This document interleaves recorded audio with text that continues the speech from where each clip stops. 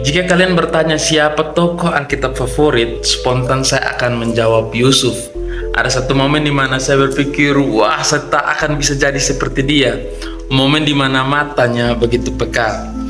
Bayangkan Yusuf ada di penjara, dijual saudara-saudaranya, difitnah, dilupakan dan dicampakkan. Jika ia mau, ia punya cukup alasan untuk sibuk dengan lukanya sendiri.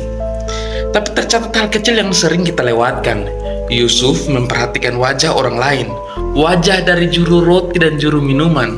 Mereka bangun pagi dengan wajah muram, dan Yusuf bertanya, "Mengapa mukamu muram hari ini?" Perhatikan, Yusuf tidak berkata, "Hidupku lebih hancur dari hidupmu." Ia tidak berkata, "Kamu siapa? Aku yang dipenjara dengan tidak bersalah." Jika itu terjadi, maka kisah ini akan tercatat dengan judul "Adu Nasib." Tapi lihatlah, Yusuf hanya melihat wajah dan peduli.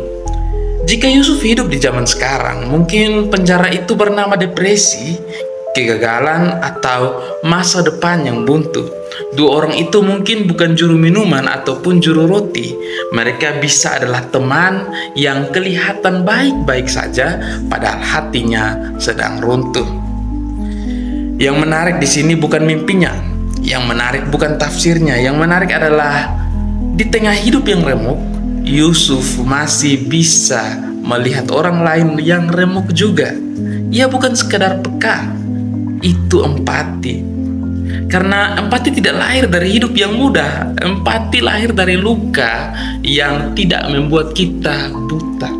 Hari ini banyak orang yang sibuk membuktikan siapa yang paling benar, siapa yang paling menderita, seolah hanya dia yang paling pantas dimengerti. Ada pula orang lain yang menganggap masalah yang dihadapi orang sekedar angin sepoi, hanya karena ia pernah melalui suatu badai yang lebih besar. Tapi Yusuf tidak membela lukanya. Ia tidak meremehkan luka orang lain.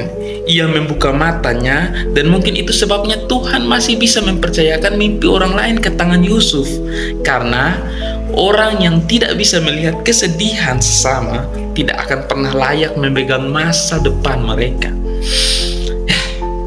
Ini bukan hanya cerita tentang mimpi, namun juga tentang seorang yang tetap menjadi manusia di tempat yang membuat banyak orang jadi pahit. Kadang kita terlalu sibuk dengan penderitaan sendiri sampai lupa melihat orang lain juga tenggelam.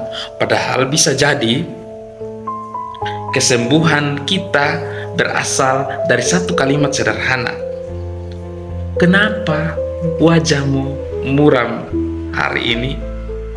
Saya Anak Bayangan, see you next time.